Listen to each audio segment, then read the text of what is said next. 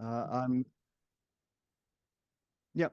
I'm Deacon Chris May. I'm a what am I? An associate or something of the Moran Academy. Anyways, um, we're going to have a little talk tonight about the universal destination of goods. This is something that we find really throughout the Jewish and the Christian traditions. In my blurb, I said we were going to take it historically and start back with Mosaic law and then lead all the way up to contemporary Catholic social teaching.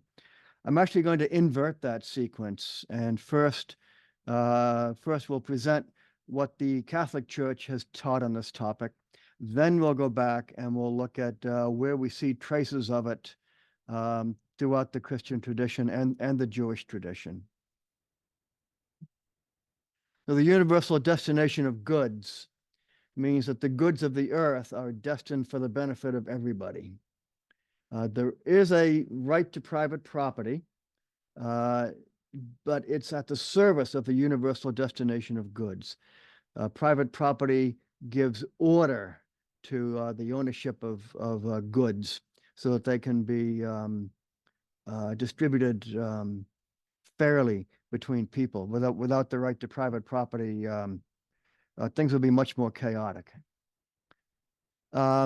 My citations are going to be from the Catechism of the Catholic Church, which, well, it's continually revised. I guess it came out in maybe 1982, something like that. Compendium of the Social Doctrine of the Church, which came out, maybe 15 years ago. Popularum Progressio, which was Paul VI letter on the progress of peoples from 1967. And then later on, we'll look at some scriptural quotations. There are a couple of points that will help us to make some distinctions here because Catholic moral teachings are always about making distinctions. The right to own is separate from the right to use. I might own something, that doesn't mean I can use it any way I want. I might be able to use something, that doesn't mean that I own it. Ownership can be individual and exclusive. That's the way we tend to think of it under our present economic order. I can make a pile of money and then go build a rocket ship for myself. It's mine. Or ownership can be common and inclusive. And lastly, charity and justice are complementary. When we think of caring for the poor, we think of charity, taking care of them, giving them stuff. But justice is the other part of that equation. And you need those 2 feet, the 2 feet of charity and justice. So this is from Paul VI, Popularum Progressio. No one may appropriate surplus goods solely for his own private use when others lack the bare necessities of life. In short, as the fathers of the church and other eminent theologians tell us, the right of private property may never be exercised to the detriment of the common good. And we'll have to have a class on the common good one of these days. Now, what sticks out to me in this quotation is the word private use. He's not talking here about ownership. He's talking about private use. You cannot appropriate it for your private use, keeping others from it. Same thing we find in the Compendium of the Social Doctrine of the Church. Christian tradition has never recognized the right to private property as absolute and untouchable. On the contrary, it has always understood this right within the broader context of the right common to all of us to use the goods of the whole of creation. The right to private property is subordinated to the right to common use, to the fact that goods are meant for everyone. This principle is not opposed to the right to private property, but indicates the need to regulate it. Private property, in fact, regardless of the concrete forms of the regulations and juridical norms relative to it, is in essence only an instrument for respecting the principle of the universal destination of goods. In the final analysis, therefore, it is not an end, but a means. So the idea of private property is a means to the end of the universal destination of goods. And once again, we see the emphasis on use, common use. So the right to own property is separate from the right to use property. I have in here a quote from Fulton J. Sheen. He was a very popular Catholic radio and television speaker back in the 40s and the 50s, even into the 60s, I guess. He was in no way a radical. In 1940, he wrote a book on political economy, Freedom Under God. And remember, this was the age when the Catholic Church was implacably opposed to any hint of socialism or communism. And Catholics went out of their way to prove that they were good, loyal, true blue Americans. And he wrote, "It is wrong to confuse each person's natural right to be an owner with the rights that an owner has in the thing owned, and how what is owned can be used. This distinction seems trivial and even meaningless to people who confuse the right to property and the rights of property. So ownership of property does not entitle me to use it any way I choose." The most obvious example of that would be zoning laws for those of us who live in areas of the country that have them.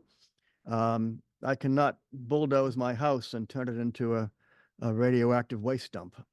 There's I need to use it consistent with the common good. Private property should serve the common good. I shouldn't, it's not there for me to accumulate it ad infinitum.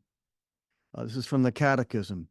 The right to private property acquired by work or received from others by inheritance or gift does not do away with the original gift of the earth to the whole of mankind. The universal destination of goods remains primordial, even if the promotion of the common good requires respect for the right to private property and its exercise. If I own something, it doesn't mean that I am free to use it in a way that is contrary to the common good. In his use of things, man should regard the external goods he legitimately owns not merely as exclusive to himself, but common to others also, in the sense that they can benefit others as well as himself. The ownership of any property makes its holder a steward of providence, with the task of making it fruitful and communicating its benefit to others, first of all, his family. So we see here a hint of the Catholic emphasis on subsidiarity and localism and local community. We have obligations first to our families, next to our communities, and so on all the way out.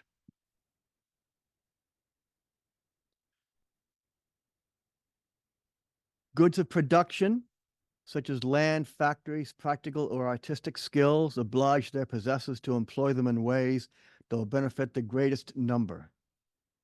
Those who hold goods for use and consumption should use them with moderation, reserving the better part for guests, for the sick, and for the poor.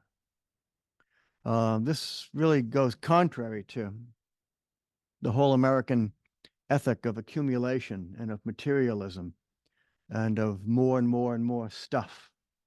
Well, that's another class. There is a need for regulation. The goods of creation are destined for the entire human race. The right to private property does not abolish the universal destination of goods. Political authority has the right and duty to regulate the legitimate exercise of the right to ownership for the sake of the common good. And this gets very, very tricky. How much should be done by what level of government? Once again, it gets into the whole issue of subsidiarity. The church wants to have things done at the lowest level possible, but at the lowest level cannot do it, then it needs to be done at a higher level. One example would be for during the Dust Bowl in the early days of the Depression. Mr. Coolidge was, Mr. Hoover rather, was waiting for the market to fix the economy. And things were in quite a mess. And it wasn't until Mr. Roosevelt came in with his programs that things started to improve. Those things needed to be done on a national level. They couldn't have been done on a local level. On the other hand, we've seen the decline of community and of organizations, of memberships. Used to be people in the same building or on the same block or in the same neighborhood took care of each other. That still goes on, but there's less and less of it. And we see as the connections of civil society and of locality, of neighborhoods, of communities are being ripped apart through the efforts of neoliberal capitalism. Those organizations that used to function to care for people in the community are really no longer as strong as they used to be. So we see more and more people expecting the federal government or a higher level of government to come in and solve problems. This is from Popular and Progressio. Created goods should flow fairly to all. Every man has the right to glean what he needs from the earth. The recent council reiterated this truth. God intended the earth and everything in it for the use of all human beings and peoples. Thus, under the leadership of justice and in the company of charity, created goods should flow fairly to all. Notice it says fairly, not equally. All other rights, whatever they may be, including the rights of property and free trade, are to be subordinated to this principle. They should in no way hinder it. In fact, they should actively facilitate its implementation. Redirecting these rights back to their original purpose must be regarded as an important and urgent social duty. The development of economic activity and growth in production are meant to provide for the needs of human beings. So the economy is there to serve human beings, not the other way around. Economic life is not meant solely to multiply goods produced and increase profit or power. It is ordered first of all to the service of persons, of the whole person, and of the entire human community. Economic activity conducted according to its own proper methods is to be exercised within the limits of the moral order, keeping with social justice so as to correspond to God's plan for humanity. Now, the church recalls a time when much of the land that we lived on was used in common by the local community for living, for farming, grazing, hunting, fishing, harvesting fuel. We've seen this disappear over the last few centuries in various countries in various ways. It's still going on today in the global south, where people are being deprived of their land, the land that they've held in common. There may have been indigenous peoples who even had no idea of the ownership of land. They signed it away, not realizing that it was even possible for one person to own the land.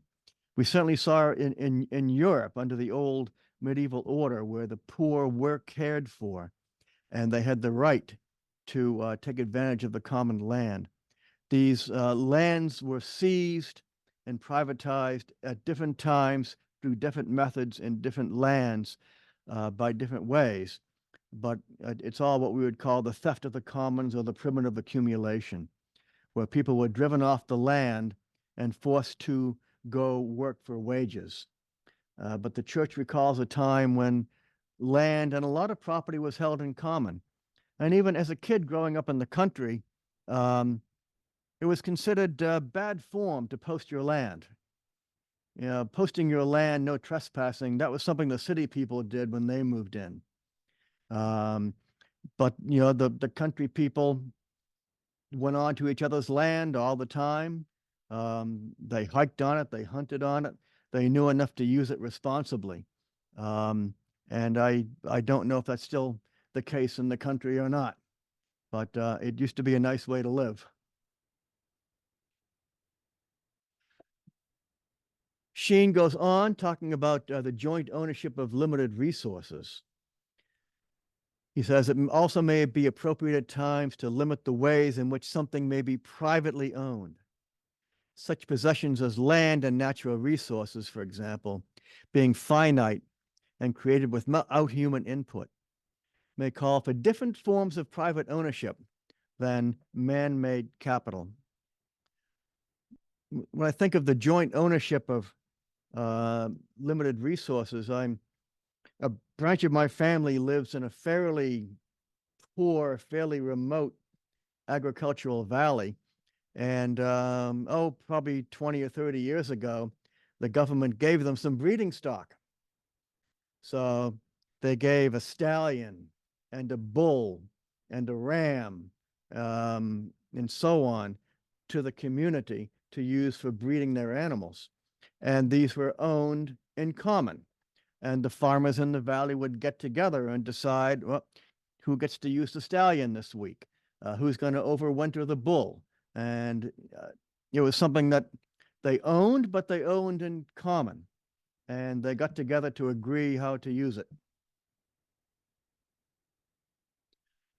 Sheen goes on, in the case of joint ownership, every person could have a defined private property stake by owning a share of the whole without necessarily identifying which part of the whole belongs to each person.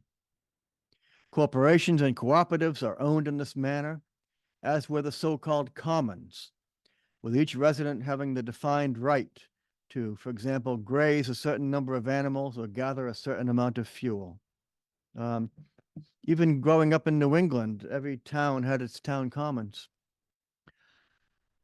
Getting into the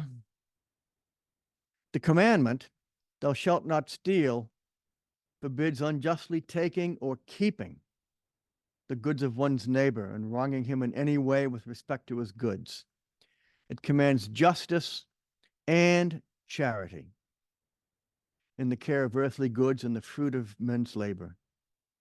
For the sake of the common good, it requires respect for the universal destination of goods and respect for the right to private property. Christian life strives to order this world's goods to God and to fraternal charity. So charity and justice are complementary. We need both of them. They're the 2 feet. Without charity, without justice means you're always putting Band-Aids on serious wounds without looking to see why are people so wounded by the prevailing economic system.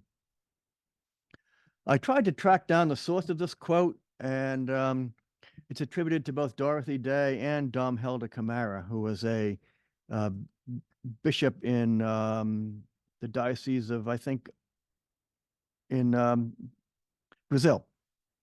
When I feed the poor, they call me a saint. But when I ask why the poor have no food, they call me a communist.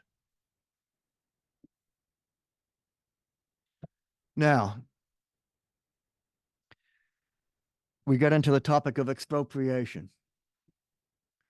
We've mentioned there is a right to private property that's necessary for the ordering of society, but that is not absolute. And there are times when that can be violated ethically. The 7th commandment forbids theft, that is, usurping another's property against the reasonable will of the owner. There's no theft if consent can be presumed or if refusal is contrary to reason and the universal destination of goods. This is the case in obvious and urgent necessity, when the only way to provide for immediate essential needs is to put at one's disposal and use the property of others. So here the church is saying it is legitimate to take from one who has an excess if I need it to stay alive. Doesn't mean I can bring a laptop home from work because I have so many of them and I need one. But if I need it for my essential needs and I'm taking from someone else's surplus, it's morally acceptable. So the instance that comes to mind is Jean Valjean in Les Mis, who was sent to prison for stealing a loaf of bread to feed his children. And according to the teachings of the church, that would be legitimate. It would be all right to steal a loaf of bread off the bread truck to feed your children. Unfortunately, that's the plot that drives the whole novel. There's another scene in there that I like, which I think shows the church at its best. Jean Valjean is staying overnight in the house of the bishop, and he gets up the next day and he steals the silver. And the police find him and bring him back to the bishop, and they say, Your Grace, Your Grace, this man stole your silver. We're here to bring it back to you. And the bishop goes over and picks up two silver candlesticks and says, Oh, no, no, no.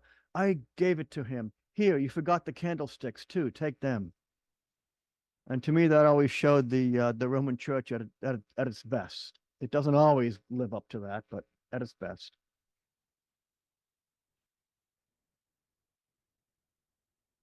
Going now, I checked with my rabbi on this, and he says that Jewish law also permits this. Jewish law also permits taking things, if I needed to stay alive, taking it from someone else's surplus. And he told me they add the little proviso that you should repay it eventually if you can, which I think is a nice little addition.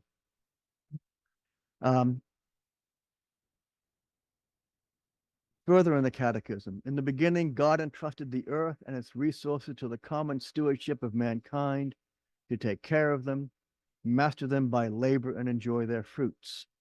The goods of creation are destined for the whole human race. However, the earth is divided up among men to ensure the security of their lives, endangered by poverty and threatened by violence. The appropriation of property is legitimate for guaranteeing the freedom and dignity of persons and for helping each of them to meet his basic needs and the needs of those in his charge. It should allow for a natural solidarity to develop between persons. Now, you can see how this could be taken immoderately and abused. Somebody could say, I should put up cots in my living room to house the unhoused in the neighborhood. One could say I would have to do that. So it's not carte blanche, but it allows for it to be done in a reasonable way. The church also permits the expropriation of landed estates. We had large landed estates in Latin America owned by a few families and many poor people who did not have the way to work the land and provide food for their families. So the church allows this.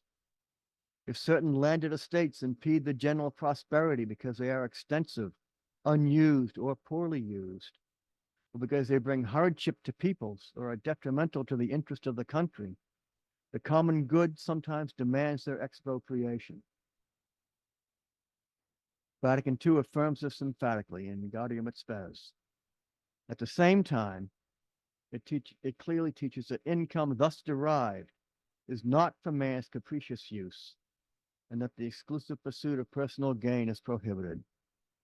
So the document went on to say that the owners should be compensated for the land that is seized, according to this. And it goes on further to say that the money they get as compensation should not be sent off to an offshore bank. It should be kept in the country to be used in the banking system of the country. So that's it for the presentation of what the church teaches about it now. I'm going to dig into where we find this historically in the tradition. But before we do that, does anybody have any questions or objections or comments?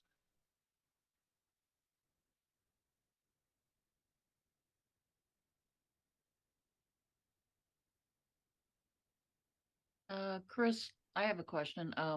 What's the justification for property inequality in a nutshell? the justification for property, in other words, why don't we all share equally? Right. Well, that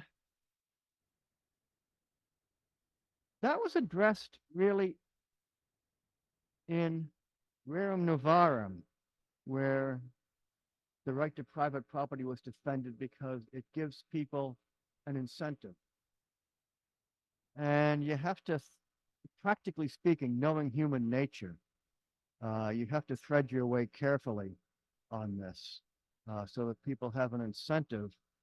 Um, I don't have a definitive answer to that. You know, there was the old joke in the Soviet Union: we pretend to work and they pretend to pay us, where whole sectors of the economy just ground to a halt.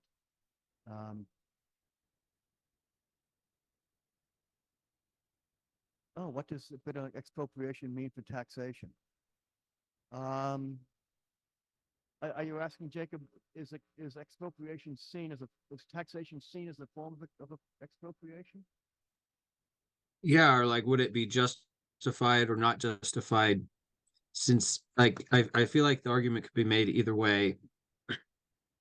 Oh, no. You know, there is a role for government and there is a role for regulation, and government needs money to function. And I mean, we've seen in the last 40 years or so what happens when things are turned over to the private market, with private prisons and everything being privatized. And I don't see it working any better than when the government ran it. So yeah, no, taxation is certainly allowed. Now, there have been times in the past when taxation was used to impoverish the people and drive them from the land so their land could be seized by the government. And that would not be acceptable. We saw that in the story of Joseph and his brothers in the book of Genesis. We saw it again in the first century Palestine, where taxes were the equivalent of about 40 to 50% to finance King Herod's building programs. And if people couldn't pay, their land was seized. And that's why you had so many itinerant people following Jesus around, because they'd lost their land to taxation. So there certainly is a justification for taxes. Americans seem to not like to pay taxes. There are other countries where people take pride in paying their taxes. Here, people seem to see it as theft. We have a comment here from Eliana. Oh. Okay, can you hear me better now, Emily and Spencer? I think so. I think it sounds better when you're like talking towards your camera, I guess it looks like. Okay, all right. Just I'm actually using an antique microphone. okay. Yeah.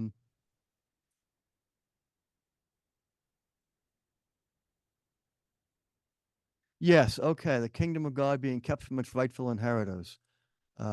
Keep using his own. Yes, and you see some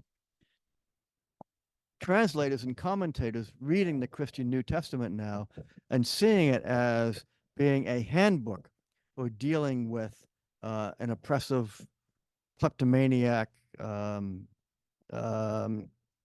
military occupation force. Can I share the slide? I don't see why not. Sure. Okay. So we see this throughout. This goes all the way back to the book of Exodus, when the people are fleeing slavery in Egypt and they're hungry and they're given manna from heaven. Gather as much as each person needs. Some gathered a large amount, some gathered a small. But when they measured it out, the one who had gathered a large amount did not have too much, and the one who had gathered a small amount did not have too little. They gathered as much as each needed to eat. Moses said, "Let no one leave any of it over till morning," but they did not listen to Moses, and some kept a part of it over until the morning, and it became wormy and stank. So we have the idea that God provides what each person needs. The Mosaic Law had quite a lot to say about care for the poor. And it established the idea that the ownership of property is different from the proper use of that property. So there were the laws on gleaning. We see these in several places, and there are 3 parts of the crop that must be left behind for the poor.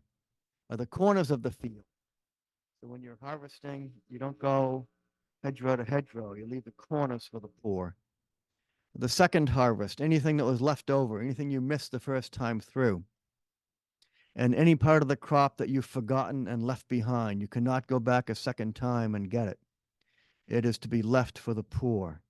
So you may own the field, you may own the crop, but that doesn't mean you get to reap 100% of it. You must leave some of it for the widow and the orphan and the poor. So you see it in a couple of different places. You shall not be so thorough that you reap the field to its very edge, nor shall you gather the gleanings of your harvest. You shall not pick your vineyard bare, nor gather up the grapes that have fallen. These things you shall leave for the poor and the alien. Again, a few chapters later, when you reap the harvest, you shall not be so thorough that you reap the field to its very edge, nor shall you gather the gleanings of your harvest. These things you shall leave for the poor and the alien. Deuteronomy, again. If you overlook a sheaf in the field, you shall not go back to get it. Let it be for the alien, the orphan, and the widow. When you knock fruit down from your olive trees, you do not go over the branches a second time. Let what remains be for the resident alien, the orphan, and the widow. Same with your grapes. So we see the idea going back to the Mosaic Law. Throughout the Mosaic Law and later on in the prophets of Israel, we see again and again and again the urge to care for the poor, not to steal from the poor. There was also the idea of the Jubilee. Historians debate whether and when and to what extent this was practiced. They also debate was it every 49 years or every 50 years. But according to the law on Jubilee, every 49 or 50 years, all debts were forgiven. All land was returned to the original owner. And all Hebrew indentured servants were freed. So it was a fresh start. Land could be bought on leasehold. It couldn't be alienated permanently. Jubilee was practiced only while all the Hebrew tribes were in the promised land. So it was a fairly limited period of time, the rabbis tell me. But the idea was that the indebtedness, the loss of land, the loss of freedom is limited to no more than 49 or 50 years. Then everything is restored and we all start fresh all over again. And you see it throughout the Old Testament. This is from the Deuterocanonical book of Tobit. Do not turn your face away from the poor, so that God's face will not be turned away from you. Give in proportion to what you own. If you have great wealth, give alms out of your abundance. If you have but little, do not be afraid to give alms even from that. Give to the hungry some of your food, and to the naked some of your clothing. Whatever you have left over, give away as alms, and do not let your eye begrudge the alms that you give.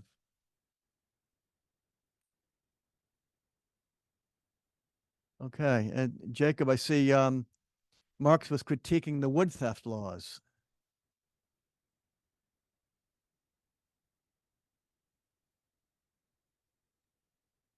Yeah. Just threw that into your bit on gleaning, sorry. Okay. Was that back when we were able to harvest wood from the land, from the commons? Poor peasants used to be able to harvest firewood from the Lord's forest, and then that started being prevented. And Marx laid out a justification that his language is like eerily similar to what you've been presenting here.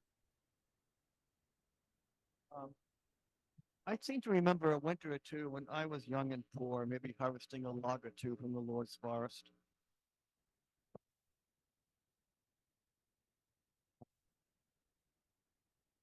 When we get into the New Testament, we see it again.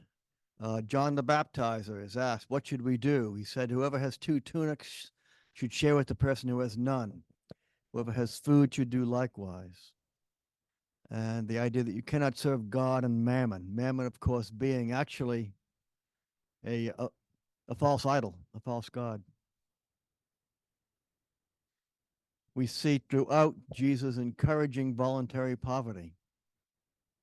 He says to the rich young man, "If you wish to be perfect, sell what you have and give to the poor, then come follow me." When the young man heard this, he went away sad, for he had many possessions.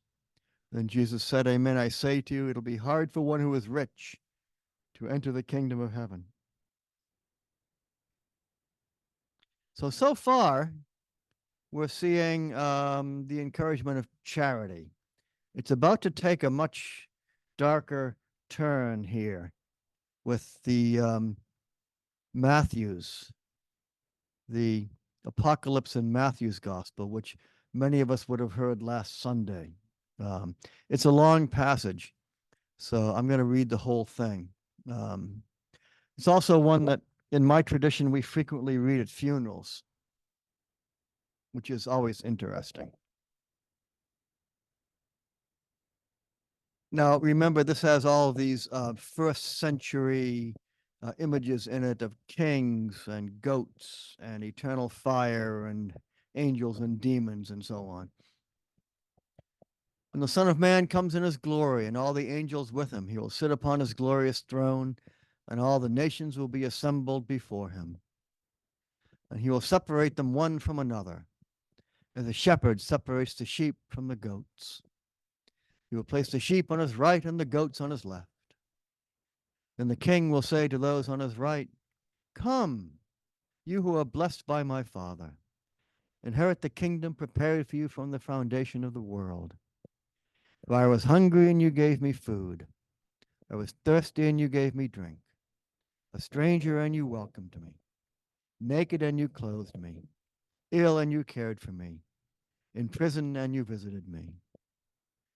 Then the righteous will answer him and say, "Lord, when did we see you hungry and feed you, or thirsty and give you drink? When did we see you a stranger and welcome you, or naked and clothe you? When did we see you ill or in prison and visit you?" And the king will say to them in reply, "Amen, I say to you, whatever you did for one of these least brothers of mine, you did for me." Then he will say to those on his left, "Depart from me, you accursed, into the eternal fire prepared for the devil and his angels. For I was hungry, and you gave me no food. I was thirsty, and you gave me no drink. A stranger, and you gave me no welcome. Naked, and you gave me no clothing. Ill and in prison, and you did not care for me." Then they will answer and say, "Lord, when did we see you hungry or thirsty, or a stranger or naked or ill or in prison, and not minister to your needs?" He will answer them, "Amen, I say to you, what you did not do for one of these least ones, you did not do for me." And these will go off to eternal punishment, but the righteous to eternal life. So here we see the giving to the poor, caring for the poor, is not a question of optional charity. It's not something I do if I want to, out of my surplus, but rather it's a requirement. Because the ones who don't do it are cast into eternal punishment. I'd say that's pretty close to making a moral judgment here, that not doing this leaves one liable to punishment. So here we have it postulated not as a matter of charity, but as a matter of justice, something that we are required to do. many times people, when they think of Christianity, they think of Christians as being very judgy, very judgmental, always passing judgment on them. There's actually relatively little of that in the Gospels. This is one of the only instances I can think of where I see Jesus passing judgment on people, and it's when they fail to care for the poor. The only other time I think would be a couple of instances where he is judging religious leaders harshly for placing undue burdens on the people. But here, this is probably the longest passage talking about judgment, and it comes about when we have failed to care for those who are in need. So it's no longer an option. The early Christians owned everything in common. They would sell their property and possessions and divide it among all according to each one's needs. And we have a wonderful little story here in Acts of some people who didn't do that. So we see that sharing of property is no longer optional. The community of believers was of one heart and mind, and no one claimed that any of his possessions was his own, but they had everything in common. There was no needy person among them. For those who owned property or houses would sell them, bring the proceeds of the sale, and put them at the feet of the apostles, and they were distributed to each according to need. Thus Joseph, also named by the apostles Barnabas, sold a piece of property that he owned, then brought the money and put it at the feet of the apostles. A man named Ananias, however, with his wife Sapphira, sold a piece of property. He retained for himself, with his wife's knowledge, some of the purchase price, took the remainder and put it at the feet of the apostles. But Peter said, Ananias, why has Satan filled your heart so that you lied to the Holy Spirit and retained part of the price of the land? While it remained unsold, did it not remain yours? And when it was sold, was it not still under your control? Why did you contrive this deed? You've not lied to human beings, but to God. When Ananias heard these words, he fell down and breathed his last, and great fear came upon all who heard of it. The young men came and wrapped him up, then carried him out and buried him. After an interval of about 3 hours, his wife came in, unaware of what had happened. Peter said to her, Tell me, did you sell the land for this amount? She answered, Yes, for that amount. Then Peter said to her, Why did you agree to test the Spirit of the Lord? Listen, the footsteps of those who buried your husband are at the door, and they will carry you out. At once she fell down at his feet and breathed her last. When the young men entered, they found her dead. So they carried her out and buried her beside her husband. I guess that's one way of encouraging cooperation. And Lori, getting back to your question about why not just distribute things equally, I think that I've seen that work in small communities, small religious communities, even some small secular communes where property is distributed equally depending on what people need. I've seen it work in communities up to maybe several hundred people, but I don't know if you could really order the whole world economy that way. Do you think it would be practical? No, I don't think so. And I just was wondering, kind of what the church's justification of it was. But I think that practical justification is probably good enough, actually, just based on Yeah. common sense as well as history. Yeah. Yes. Okay. So we've traced it through the Mosaic Law, the later Hebrew tradition of the prophets, into the New Testament, the first century Christian writings. And now we get into the church fathers. Um, once again, the same theme from Ambrose of Milan, who was the teacher of St. Augustine. Ambrose was also notable for his ability to read without moving his lips. He could read silently without reading aloud, without moving his lips, which was quite a feat at that time. And people would come and watch him do this. But anyways, Ambrose, Bishop of Milan, wrote, "You're not making a gift of what's yours to the poor man, but you're giving him back what is his. You've been appropriating things that are meant to be for the common use of everyone. The earth belongs to everyone, not to the rich." Cyprian, "The property of the wealthy holds them in chains, which shackle their courage and choke their faith and hamper their judgment and throttle their souls. They think of themselves as owners, where it is they rather who are owned, enslaved as they are to their own property. They are not the masters of their money, but its slaves."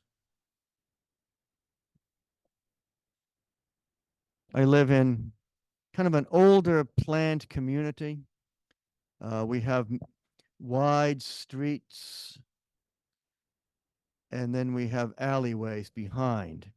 The alleyways are where the utility lines run, where the garages are, where we're supposed to park our cars and keep our trash cans.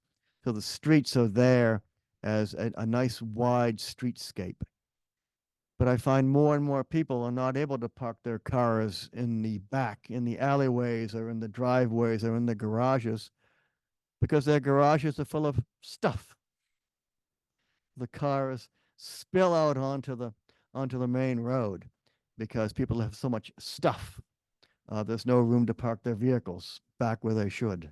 So it's, it was a nice idea of city planning, but people have too much stuff. Basil of Caesarea, "The bread in your cupboard belongs to the hungry man. The coat hanging in your closet belongs to the man who needs it. The shoes rotting in your closet belong to the man who has no shoes. The money which you put in the bank belongs to the poor. You do wrong to everyone you could help, but fail to help." John Chrysostom, "The rich are in possession of the goods of the poor, even if they have acquired them honestly or inherited them legally.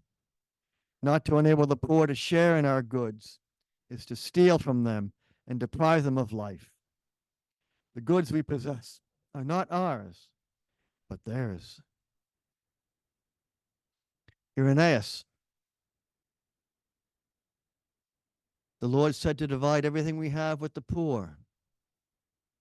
He said to love not only our neighbors, but also our enemies, and to be givers and sharers, not only with the good, but also to be liberal givers towards those who take away our possessions." The Didache, which is, it's anonymous, but it was in wide circulation in the late 1st century as a handbook to guide the early Christians. "Share everything with your brother. Do not say it is private property. If you share what is everlasting, you should be that much more willing to share things which do not last." Clement of Rome, who was the fourth bishop of Rome, "Let the strong take care of the weak. Let the weak respect the strong. Let the rich minister to the poor. Let the poor give thanks to God that he gave him one through whom his needs might be satisfied." Basil of Caesarea, "How can I make you realize the misery of the poor? How can I make you understand that your wealth comes from their weeping?" So that commandment against stealing, which in the Catholic, Orthodox, and Lutheran traditions would be the 7th commandment. That was not designed to, it was not intended to keep the poor from stealing from the rich. It was to keep the rich from stealing from the poor.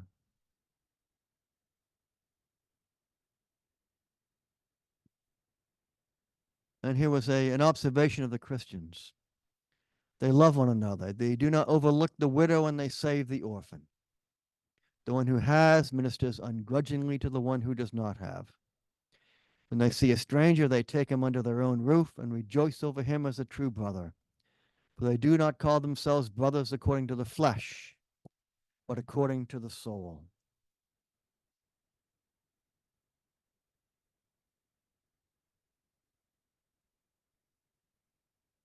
So in sum, the points that we looked at are: the goods of creation are destined for all persons. The right to own is separate from the right to use. Ownership can be individual and exclusive. So I have it, nobody else can have it. Or common and inclusive. I share it with others. Charity and justice are complementary. Justice is giving each person what is due to him or her. So sharing the goods of creation with those in need is an act of justice. Charity goes beyond justice. Charity shares more than we are required to share under justice. Sharing with the poor is not optional. It is justice, and it is required by the moral law. And I think that's all the wisdom I have to share tonight. So let me stop showing my screen here. Okay, nice to see everybody.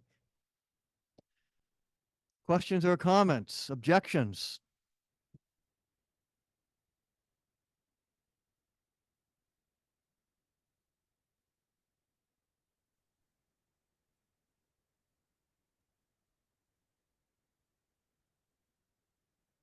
What would you say that like the state of the question is within just like Catholic circles in terms of how should these things be applied at like medium levels of society? Yeah, try preaching on this in your parish and see what happens.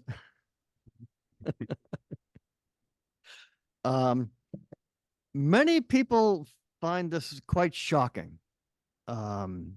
They're surprised that the church teaches this, and that it teaches it again and again in so many different documents with such emphasis.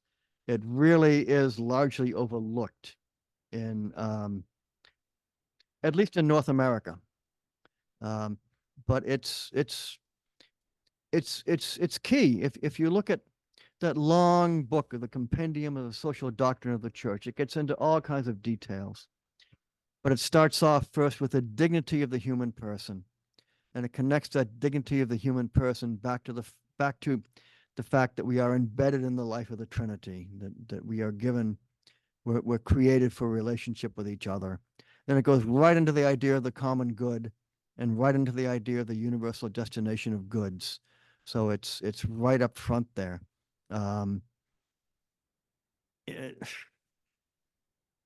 We live in a very materialistic society. People judge themselves and they judge others by their possessions, their houses, their cars, where their degrees are from, the things that money can buy. It's embedded in advertising. It's embedded in celebrity culture.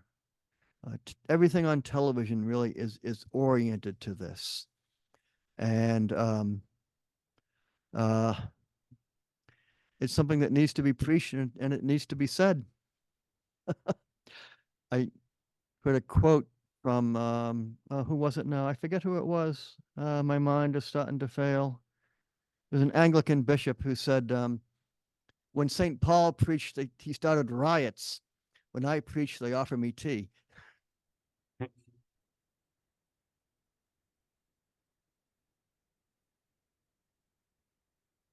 Anthony, your hand is up. Yes, hello. Hi. Deacon May. Hi, nice to meet you.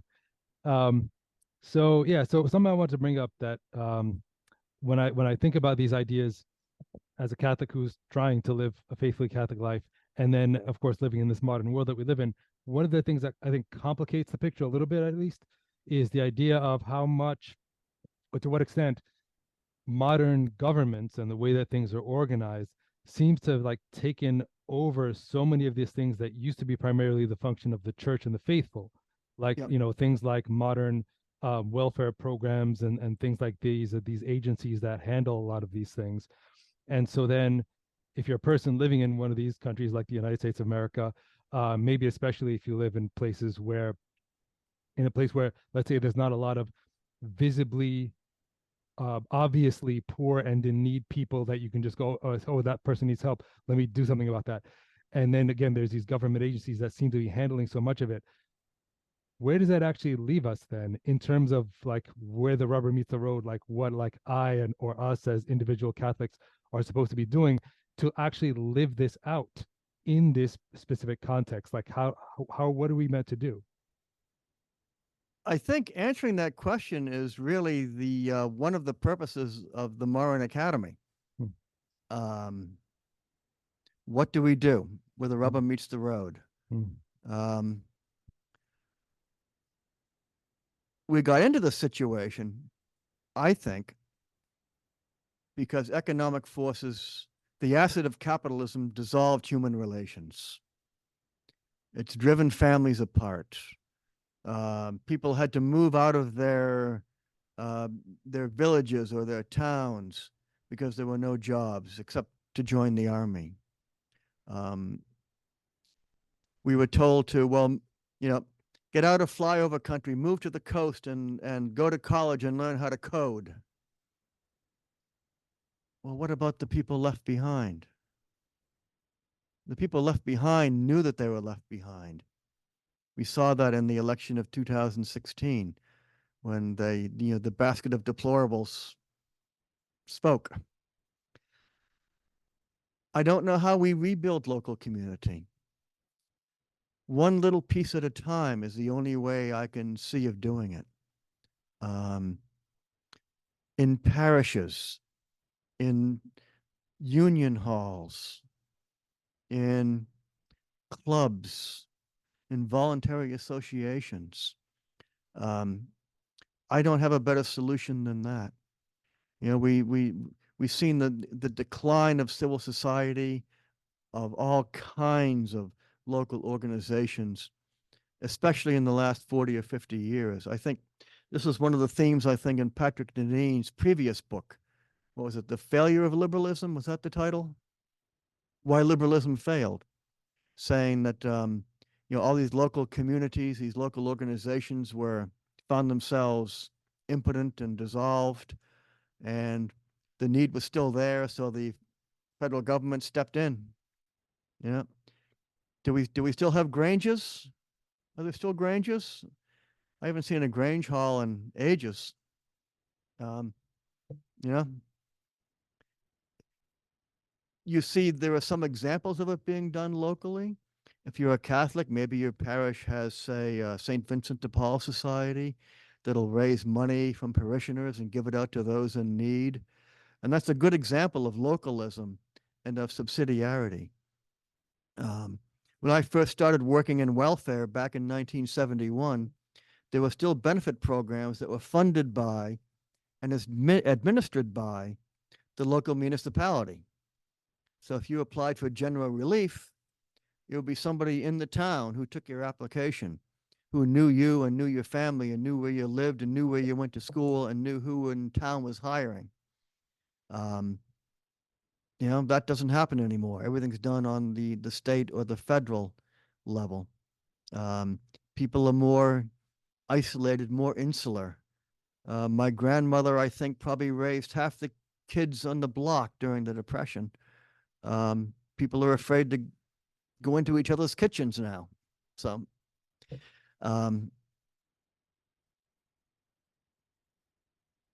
those are only my ideas. I don't know. Anybody else have an idea of how to rebuild the sense of community, local community?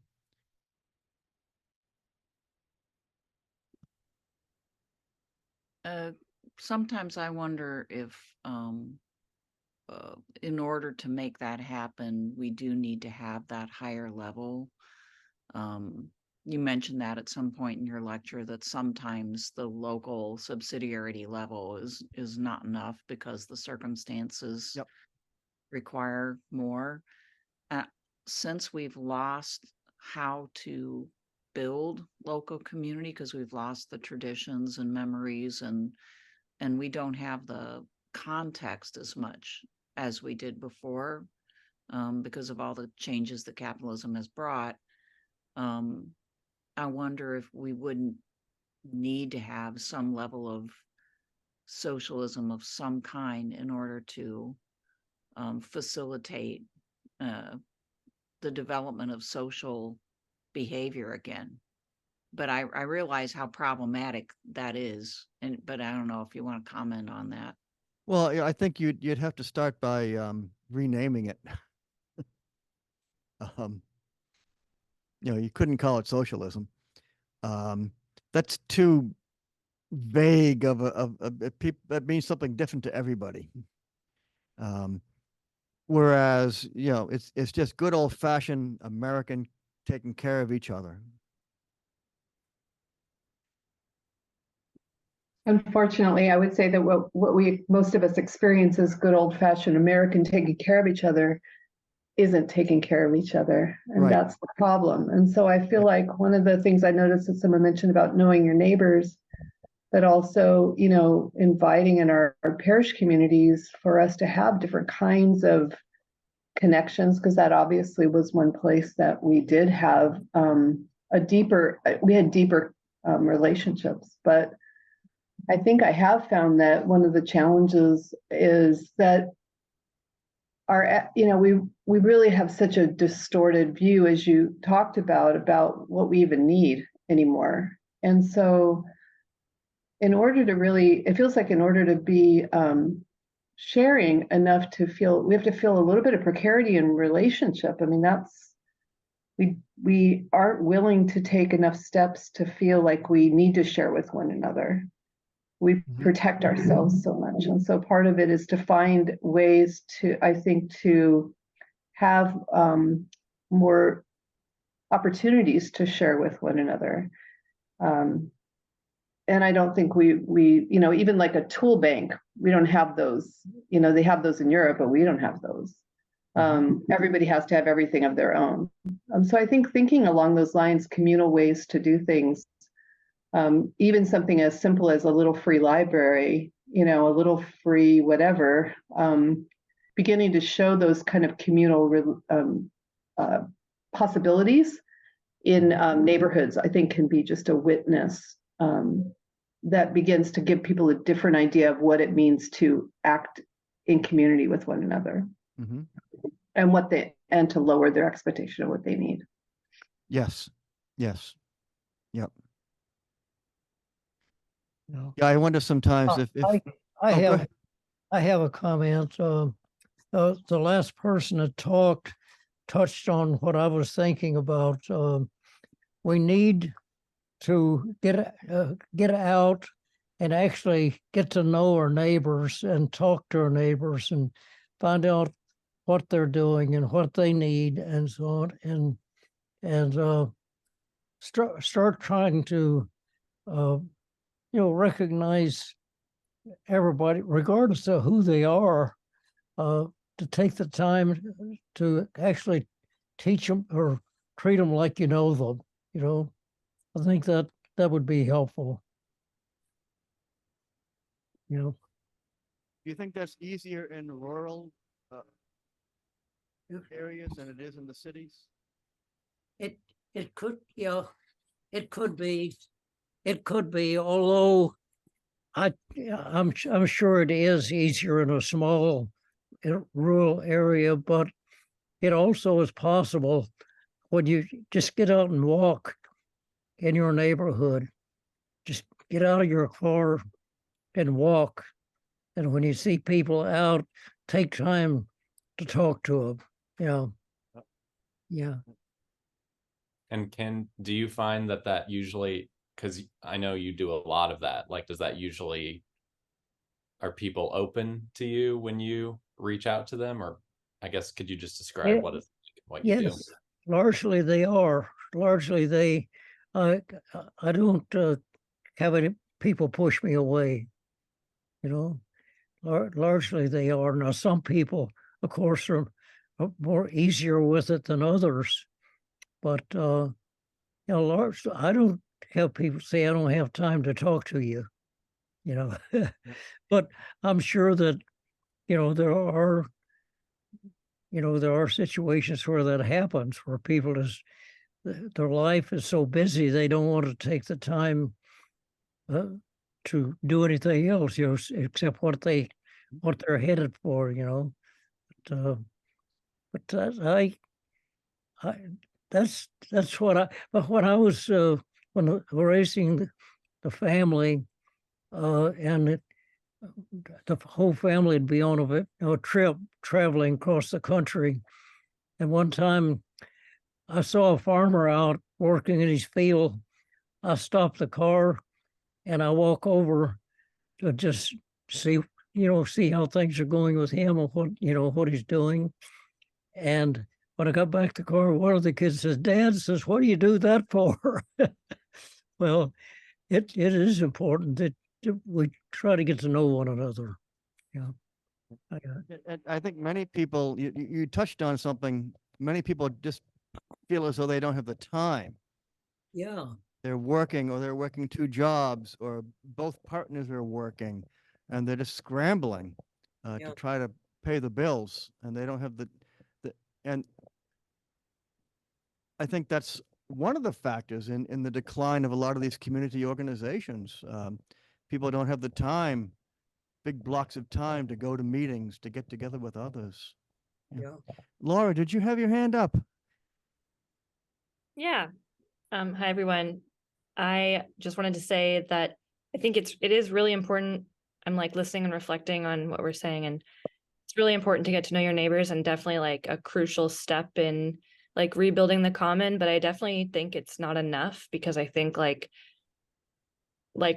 wherever we find community, like as long as capitalism is allowed to run free, it's going to break that down, sadly, which is super depressing. But like you can get to know your neighbors all you want, but then if your neighbor has to move away because their rent just got raised, like their landlord raised their rent, then like that's something that you can't help. And like, yeah, you got out of your comfort zone and you got to know your neighbor and you built a relationship, but then like, but then capitalism came in and like swept the rug out from under your feet. So I definitely think there is like a big, broader structure that needs to be changed to truly rebuild the common. Someone mentioned earlier the word socialism, which, I mean, heck yeah, like let's normalize that word, because something needs to be different. Whatever we're doing right now isn't working. Or even going back to the way it was before 1980, when, okay, the factory owner maybe owned everything in town, but at least he kept the factory in town and gave jobs to people. And he didn't move the factory to China, so people had no more work and had to move away. Even going back to a kindler, gentler version of capitalism that we had, say, in the immediate post-war period, even that is starting to look pretty good right now, to me. Oh, yeah, I had mentioned socialism, and I mean, I'm thinking just from talking to like one of our Canadian members who's not on this call tonight, but what she describes as the norm in Canada, Americans would think of as socialism. She doesn't think of it as socialism, but it's quite a bit more, like economic regulation. In Canada, people can still be like dairy farmers. Yes. Because the country actually regulates prices and makes sure that they can stay in business. And it's stuff like that maybe there's gradations of socialism, right? But democratic socialism is practiced in various places, and it could provide, and I think does provide in other countries, more of a context in which people can be conditioned to like care about each other and not have to face some of those things that that do like split up the family, community, neighborhood. So I don't know, like, I understand like the tendency of, Catholic social teaching to not want like full bore socialism in which the government owns everything. But there's a lot of, gradations in between. Yes. Would it be like compatible with church teaching to have democratic socialism? Well, it would be compatible to have regulation.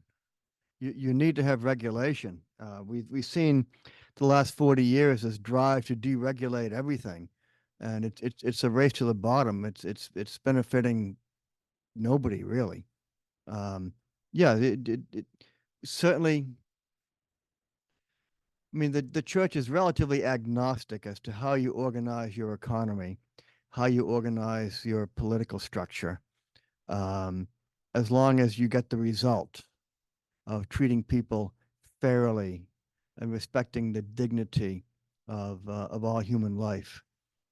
So there's a lot of latitude there for how you actually do it, as long as you're respecting the rights of people. Yeah, I shy away from the word socialism just because it's so vague. It means so many different things to different people. Yeah, David. Yeah, I have a comment kind of related to this. I have a lot of family that comes from Cuba, Mhm. and I know they have a communist and socialist system there, and I honestly don't know too many of the details, but I just know that from their personal experience, a lot of them will comment that, there's a lot of opportunities in this country, that there's a lot of jobs and this and that they come here and there's definitely a lot of suffering and desperation in Cuba as well, but they almost always comment on the fact that at least in Cuba, there's like a very strong sense of community. Yes. They always, if neighbors have a little get together at their house, it's not an exclusive gathering. Everyone comes Right. over and Yep. someone brings coffee, someone brings a little bottle of rum or whatever they have. And as opposed to here where they comment that they feel like it's just you go to work and then you just get locked up in your house and then Yep. you can't, so just a comment that it's interesting that, Yep. that's the comment a lot of them make.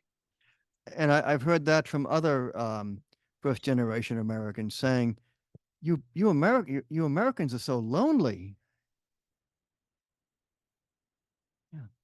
Yeah, exactly. That's my mother-in-law makes the comment a lot that it would take her forever to walk home because she would be stopping and everyone was, hey, how's it going? And here she says that if you say hi to people, they seem very angry and they seem like you're interrupting something important. Yes. Yes. So. Yes. And were we any less happy if we had to take the bus to work and use the neighbor's phone and the other neighbor's washing machine? Right. Hmm.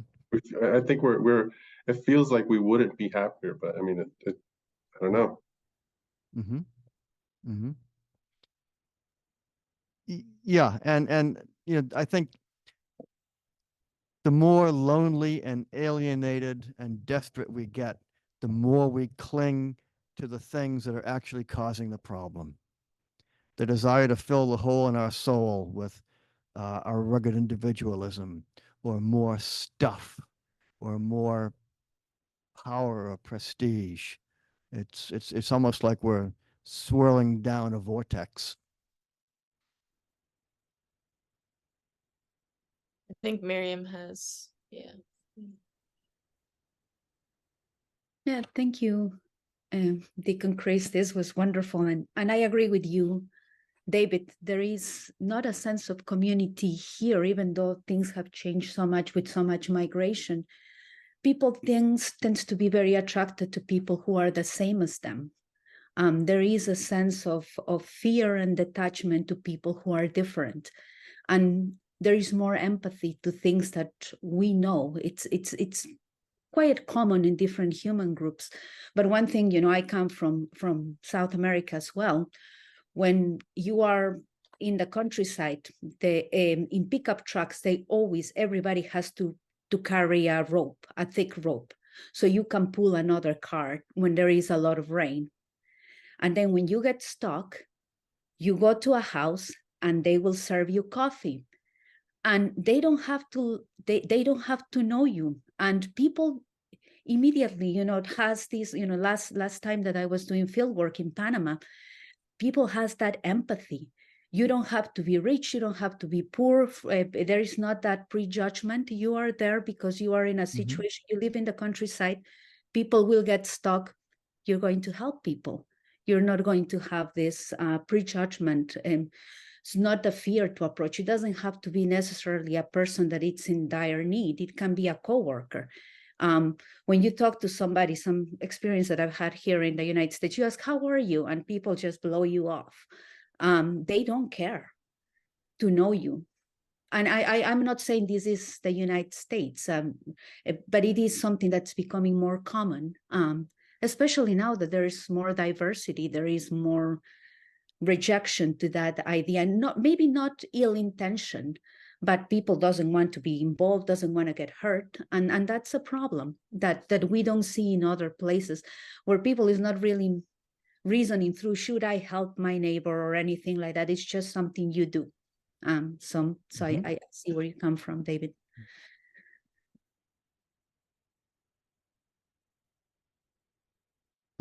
Paul made a comment about digging cars out of snowbanks, bringing people together.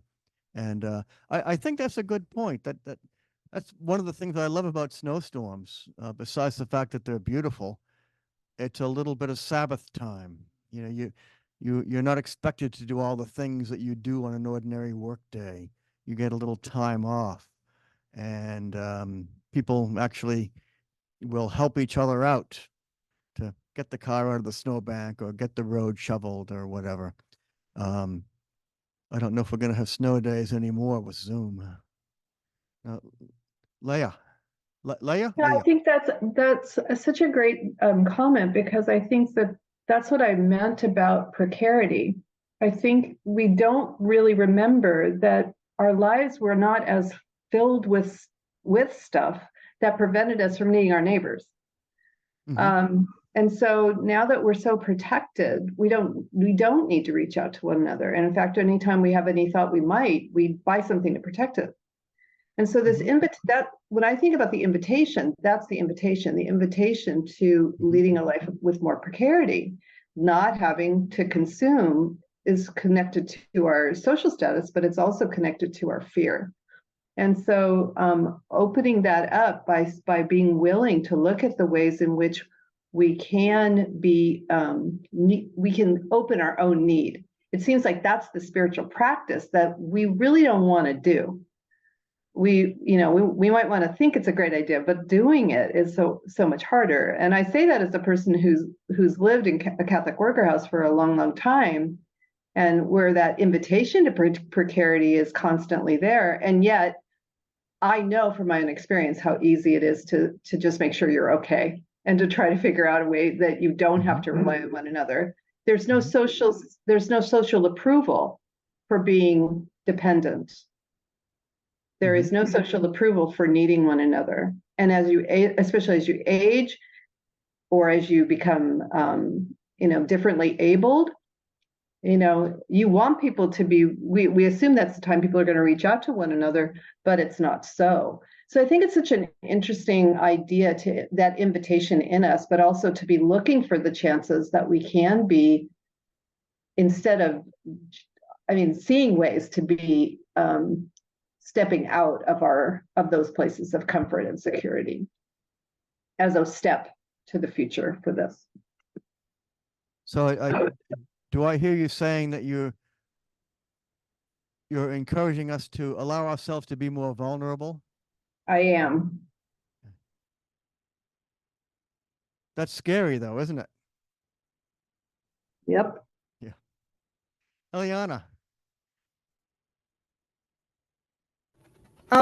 Just a thought I had after listening to Leah is that I absolutely agree that any kind of dependence, it's just so frowned upon and stigmatized. And then even like just thinking back to the Dust Bowl diatribes and Emily and Spencer's work at the Catholic Worker House. Even if you invite someone into a relationship of reciprocity, they're almost like allergic to it because they're so afraid of their own vulnerability and they don't want to enter into any kind of human relationship that requires them to be aware of it. But something else related to just all of the discussion of the Bible verses about, how we need to help the poor and also the other commentary and things like that. And what Leah said, the invitation to precarity and vulnerability, it's like when someone comes to you with help or in need of help, they're poor, it's an invitation to reconnect with that precarity in yourself. But people don't really take it that way. It's sort of seen as one-sided. I have, you don't, I give, you receive. And then another thing is just that illness or tragedies and things like that. Those are some of the few instances in our society where we are still allowed to have that vulnerability. Like the one place that you won't be frowned upon for begging is like GoFundMe, right? Like people, that's kind of acceptable. So that's just a smattering of different thoughts. But I think that invitation to precarity and the fact that others' needs can actually invite us in is just something that came to mind.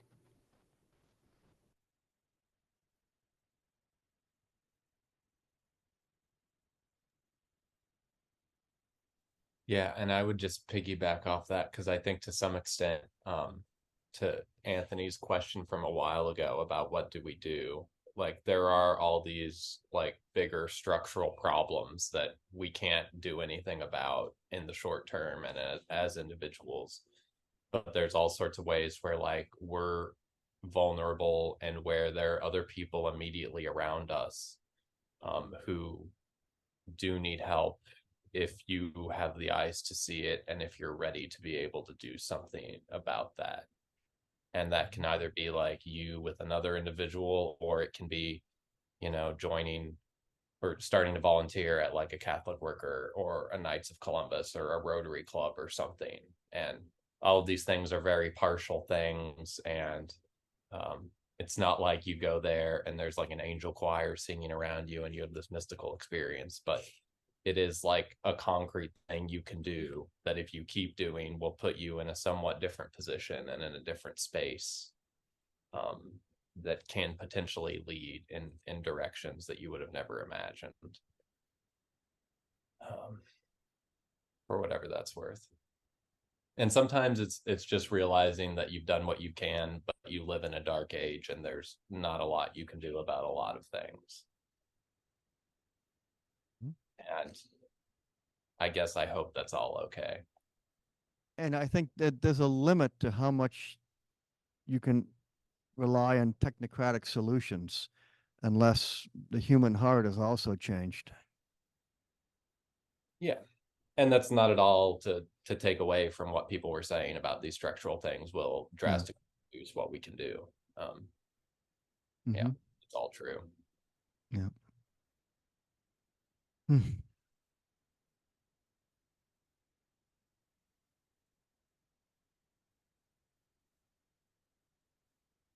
Well, we have a couple of minutes left. Any suggestions or requests on anything else from the Catholic tradition that you'd like to hear about in a future session? Miriam. Yes, I have a request. Okay.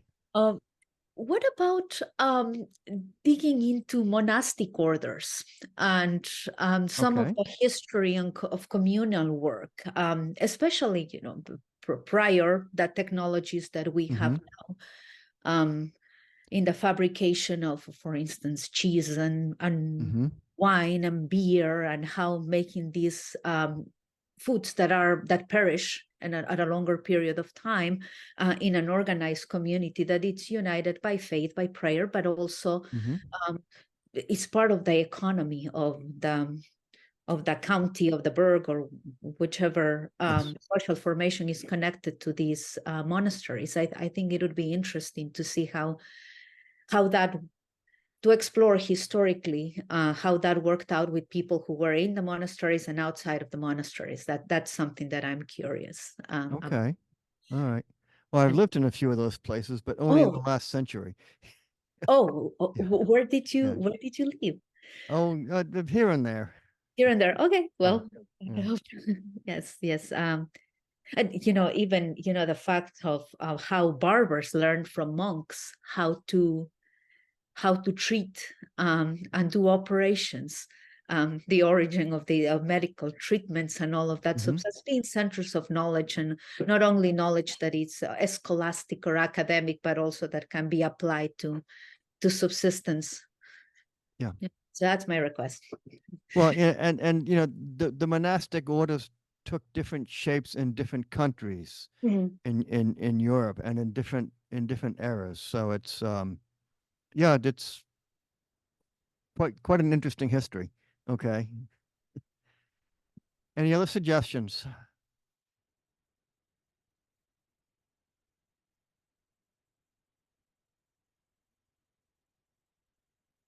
Oh, here we go.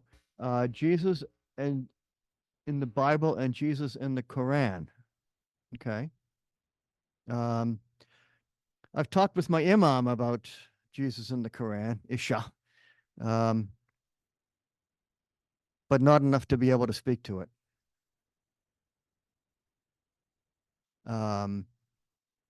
Muhammad got his ideas about Christianity from a wandering Aryan monk, and the Aryans, of course, believed that Jesus was not divine, was not the Son of God. So that was largely responsible for Muhammad's view of Christianity. But yeah, I'll check out the Quran.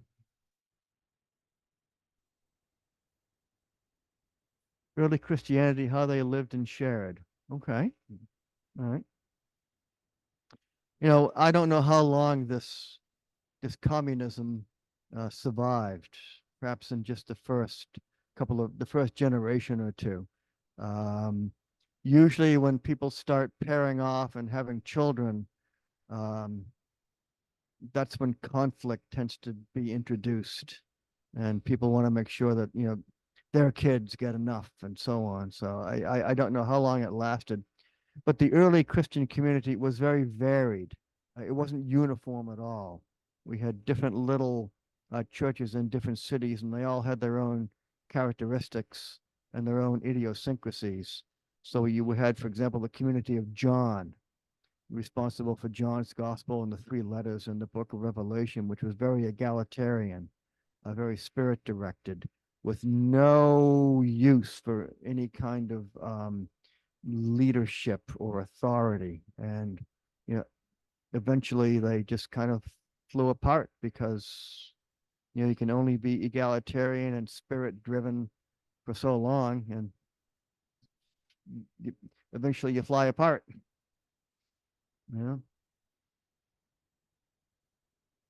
Well, should we wrap it up? Yeah, I had one request though. Miriam, would you be able to just talk a little bit about your class real quick? Just because I feel like it's a good segue. Oh, yeah. To be teaching in January. Right. Thank you, Emily. So I will be teaching a class on gift economies. It is in a way in the English language a misnomer, referring them as gifts. It's not as gifts as we understand gifts now that we are coming up with a holiday season and the exchange of gifts. But these are studies that were made by anthropologists. Anthropologists study living societies in general, most classically non-traditional societies, and also anthropologists who are archaeologists study past societies, how their economy was generated. In some of these societies was based on gift giving, but it's not on gift exchange, but gift giving. Those who give the most have more prestige, and those who receive have these social obligation that actually carries on for multiple generations. That's a very simple explanation of it, but it is quite complicated in some cases. It was observed, first theorized from societies who lived in the Pacific Islands. That's the first study that was done about it was done by Bronislaw Malinowski, a Polish-British anthropologist who worked in the Trobriand Islands. So we will be talking about these classic studies and how gift economies operate in our current society, which we're not in a gift economy. Definitely, we are dominated by capitalism, but the creation of social obligations through giving and how that generates a social cohesion or not. So it is, this class will be geared more towards discussion of how that could look like or could be applied in the society where we live today. We have a lot of people, a lot of problems, and further connections that traditional societies from where these studies first were inspired have, right? So that's what we will be doing in January and February, and I hope to see you there. It would be great to hear you engaging with the texts. Great, thank you. Thank you. Sure thing. Alrighty, well, thank you. By the way, sorry, just quickly, today was Giving Tuesday. Great way to carry out some of what we've been talking about. And the Morin Academy is a 501c3. Oh no, I was talking about my GoFundMe. Oh. Kidding. Great. Well, thank you so much, Deacon Christopher. We really appreciate the time you spent putting this together and leading this discussion. So, and thank you everyone for being here and joining in on the call. All right, thank you all. Thank you. All right, God bless you. Good night. Thanks so much. Thank you. Good night, thanks. Good night.